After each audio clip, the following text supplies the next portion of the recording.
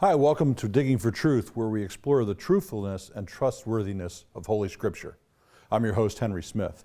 Today, I'm very excited to introduce you to Dr. Randall Price, archaeologist and leader of multiple excavations to excavate in the Dead Sea caves surrounding the Dead Sea, where the famous biblical scrolls were discovered. Dr. Price, welcome to Digging for Truth. It's good to have you on.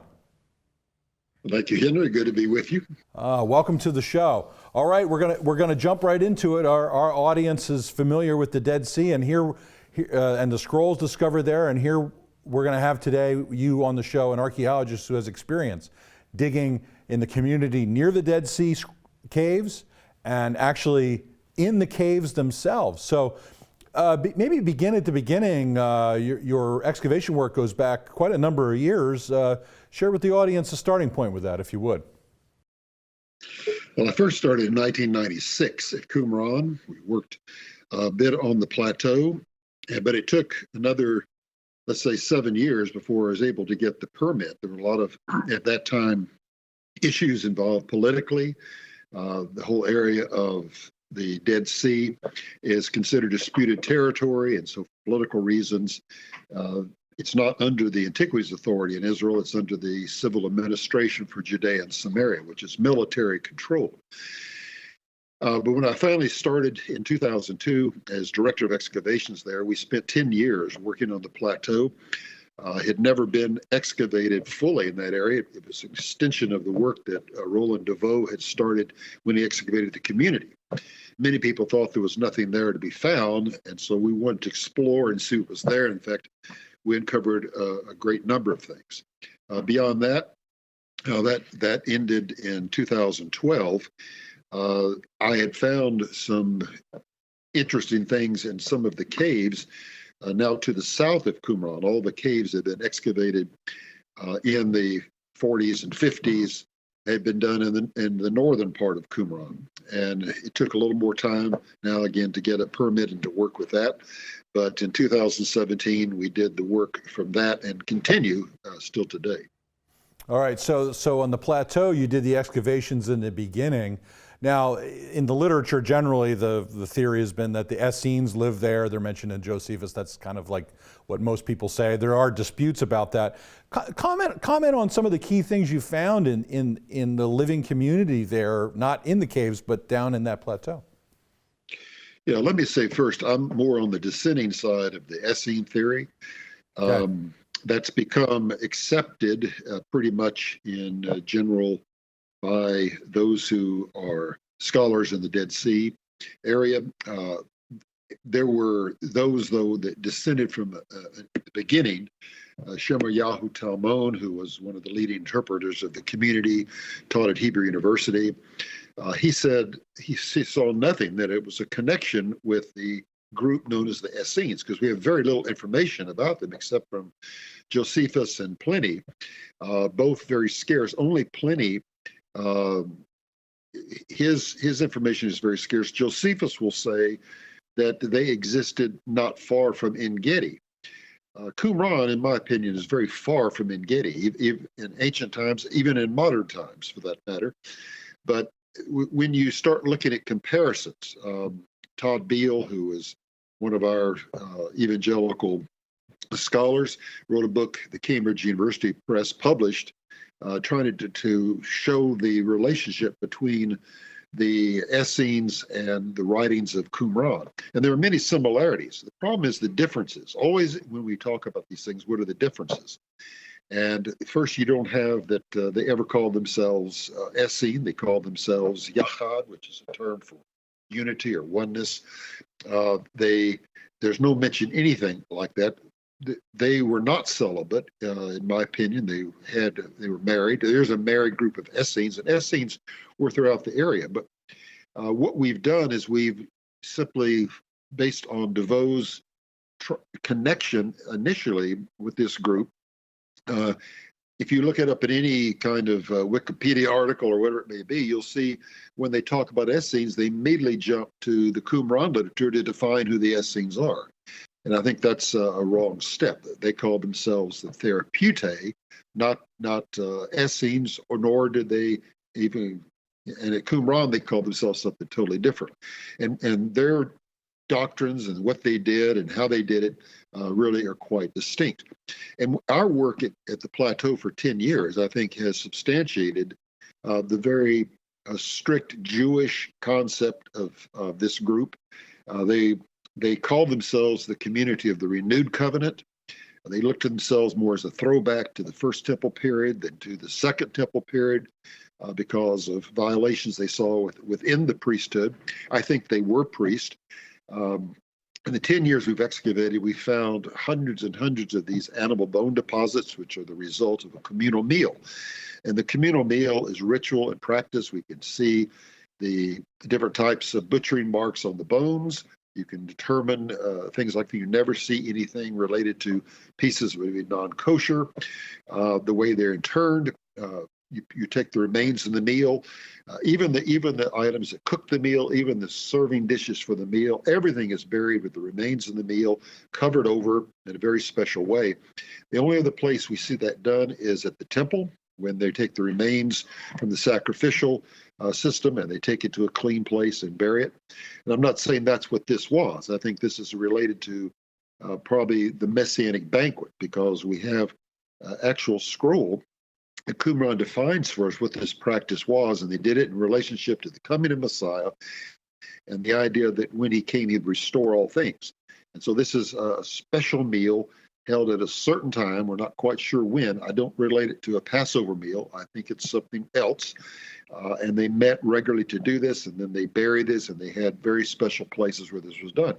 So the Qumran Plateau tended to be the place where these deposits of these remains ended up.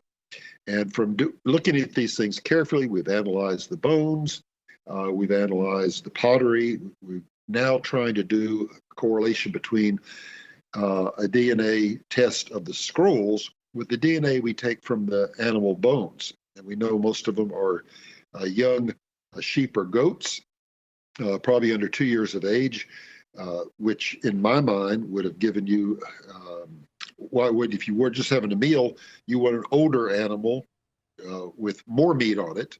Why less?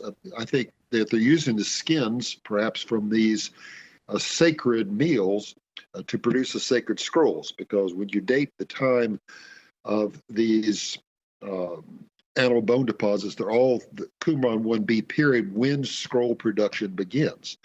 So I'm working on a theory that the sacred scrolls came from these sacred skins, or from the animals connected with a ritual meal. And what we need to do is a good DNA test to compare, because we have the DNA from the bones. We know the ages of the animals. We know the species of the animals now extinct. We can document all that.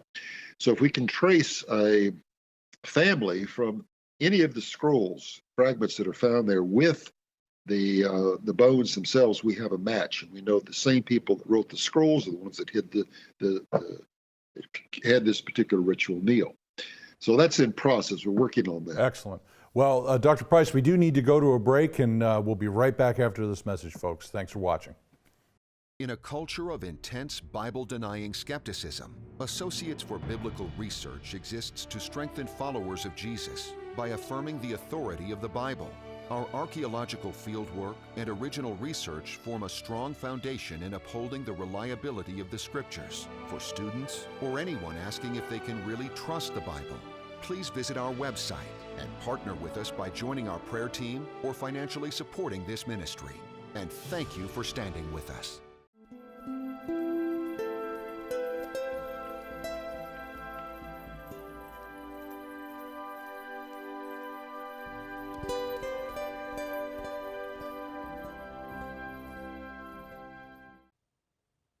Hi, welcome back to Digging for Truth. I'm here with archaeologist Dr. Randall Price. We're talking about his excavations at the Dead Sea.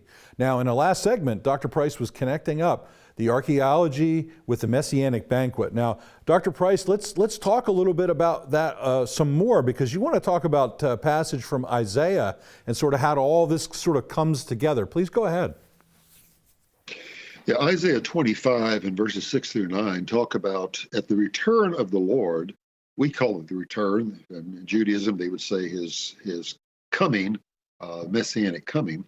But there it comes to Jerusalem. There he brings together assembly of believers and pronounces that this is now going to be the holy mountain, that they're going to have a banquet, sort of a celebration of victory banquet.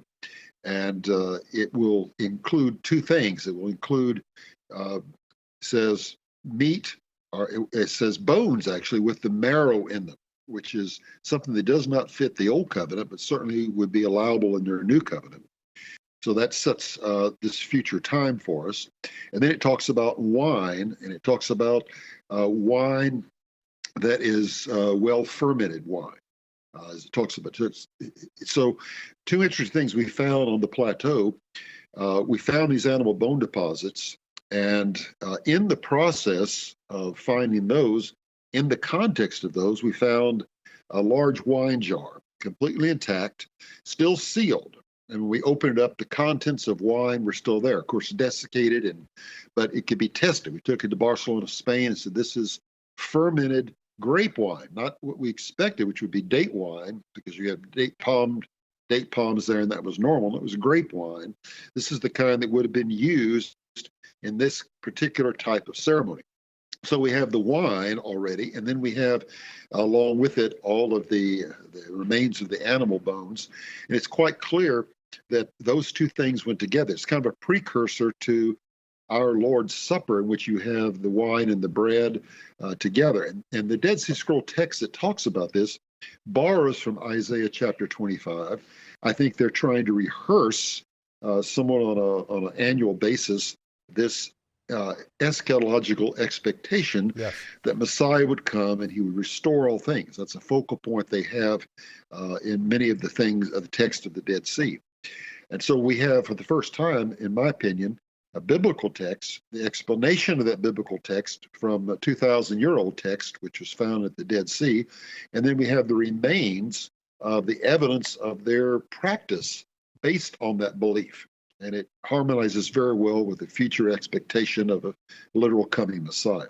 Yeah, there's another great example of just all the different pieces of evidence and how we see the biblical text fit in there. And you mentioned the messianic expectation. We see that obviously in the New Testament and in Second Temple Judaism. It's all over the literature, and of course here at Qumran. Now, I'd like to stay down on the plateau with you, but I'm feeling a tension because there's so much to talk about there. But I want to move out to the caves, because what makes you unique as an archaeologist is not only you're an archaeologist, you're also a spelunker. Because you've been in caves, and most of us have not done that in the world of archaeology. So let's move to the caves a little bit. Tell the story of that, and let's get into some discoveries there. Well, let's say the last cave, real cave exploration or excavation that was done was in 1956. That was with Cave 11. That was the last documented Dead Sea Scroll cave. In 1993, because of the declaration of principles between the Palestinians and the Israelis, there was a fear that they would lose the site of Qumran. Already they had, in this land for peace agreement, surrendered Jericho. And another spot was on the map to be surrendered called a religious site. And while it was not named, it was well known that that was probably Qumran. Because they'd been under the Jordanian administration, and they felt Jordanians had a lot to do with this kind of negotiation because of the peace they made the next year with the Israelis. So the civil administration for Judea and Samaria sent probably as much as 200 archaeologists out to the Dead Sea area to comb the caves. It was called Operation Scroll at the time. And all they did was they did a survey work. They went into the cave. They documented the location of the cave. They did a small trench to see what kind of pottery might be in there, if anything at all, and they left that record. Now, that wasn't published till 2012, and based on that, there was information. In 2010, I had been using some satellite technology to look for metallic things at the site of Qumran. We'd done all the work we could do at that point. but we thought there might be some deeper things. We thought we might have a collapsed cave, even at the site of Qumran. So we did this kind of work, eventually bringing in a ground penetrating radar team.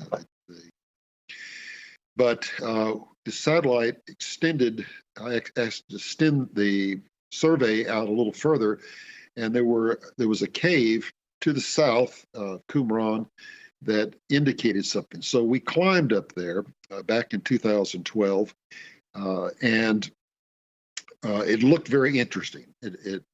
We could see where the archaeologists had done a little bit of the survey work. Most of what they said they found was some Islamic period material, but they had some Roman period. And I thought, well, that's interesting. Maybe that at least goes back Second Temple period. We'll try it. And so in 2017, we launched that first excavation. And we had to wait. Politics were not right between 2012 and 2017. Right. I think getting Donald Trump in office and some of the negotiations he had with Netanyahu and others opened this up for, or at least made it possible to work there without being concerned about international opinion. So we got the permit. Orrin Gutfeld and I shared that because I had not finished the publication of my work on the plateau, so couldn't take a permit again by myself. That's sort of the rules of engagement there. Sure. And we worked on this cave. Had a lot of surprises. It was, I don't think anybody except me thought that it had real potential. Other people were just kind of dissing it and saying, everything's been found that's ever going to be found. There are no more Dead Sea Scroll caves. The Bedouins have looted everything in the region, but we proved them wrong. And well, in our next segment, Dr. Price, we're going to discuss exactly how you did that. And we're very excited about that. So it's going to be a tour de force in our next segment, folks. We're going to find out about the discoveries that Dr. Price found in that cave, and we'll be right back. Bible and Spade is a non-technical quarterly publication published by the Associates for Biblical Research. Written from a scholarly and conservative viewpoint, Bible and Spade supports the inerrancy of the biblical record and is a must-read for both the serious Bible student and anyone asking if they can really trust the Bible.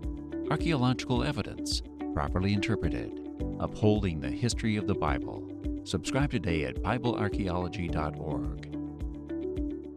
Digging for Truth is produced and recorded in the studios of Lighthouse TV, positively different television.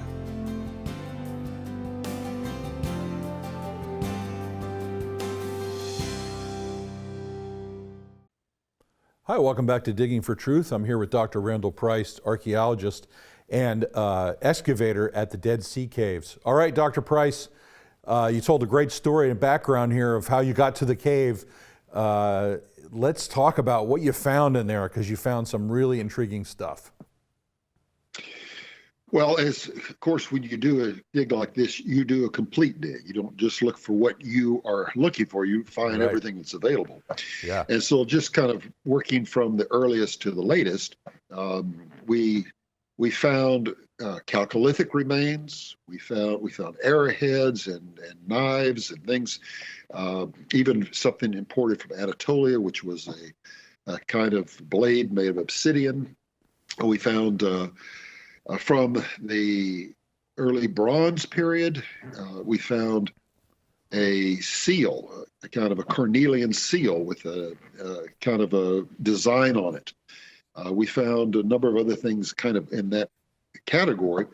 Later in time, we didn't find it, actually was found because it was washed out of part of the cave, but that just happened a few weeks ago.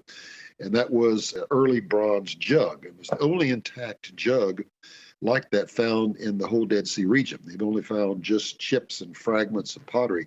This was an intact one found there. So that gave a prehistory to the cave, showed that habitation was there.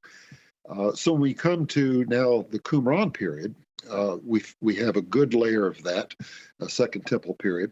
A lot of the stuff is going to be late Hellenistic to, let's say, Hasmonean, which is the Maccabean period. It's the time when the community begins. So these scrolls and things would have been hidden right, I think, at the initial period. in short, what we found were 7 or 8 scroll-type jars. The kinds you see around me here are the same type we found. They were hidden in niches inside the cave to the right, to the left. And there was a 60-foot tunnel that we all crawled through. But in the back of this tunnel, jars had been laid down on their sides.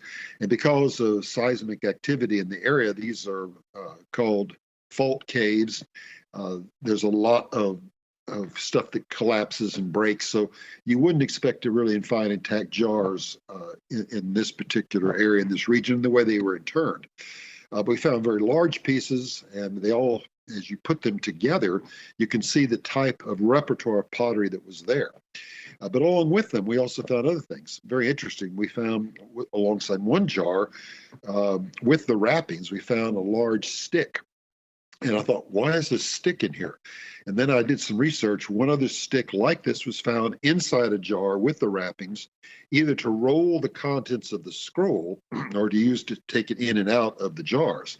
And it was found over in Jordan, so it was in one of the jars they had. So we found this in situ. All of this is so important because it was found in situ. Most scroll remains, as you know, were found by Bedouins, sold on the black market. Yes. The archaeologists only found things in parts of Cave 11 and Cave 4. Most everything else came to them secondhand. So things weren't found in situ. And that was our goal, to find things where they were put so that we could interpret them for the first time in that place. We also found in one of the niches some chisels, and we thought, oh dear, these are Bedouin-style chisels, I guess, because they must have been in here doing work. But when we showed them to the experts, they said, no, you've got chisels from the Second Temple period. These are ancient chisels that were used to do the work to hide these jars here in the first place. Along with the jars, we found the wrappings for the scrolls, which are very important. These were made out of the linen clothes they wore, and they were older pieces were taken in and used to wrap up the scrolls. We found the ties that were used for the scrolls. So there's no doubt that this was a scroll cave where they had made a deposition of things. In one of the jars, we did find a fragment of a scroll, and there was a lot of debate on this. What is it? It took about a year to decide whether this was parchment or it was going to be papyrus. In the end, Hagit Maoz, who is over one of the curators of the Shrine of the Book, said she thought it was pomegranate skin. Well, no one had ever heard of that, but you can research it. You can find pomegranate skin was used just like papyrus for writing documents. This in the Roman period. And so we have a lot of first here. We have the first Dead Sea Scroll confirmed cave where scrolls were put in the last, let's say, 60 years or more. We have some of the first in terms of these types of scroll jars in the north, in the south, never found in the south.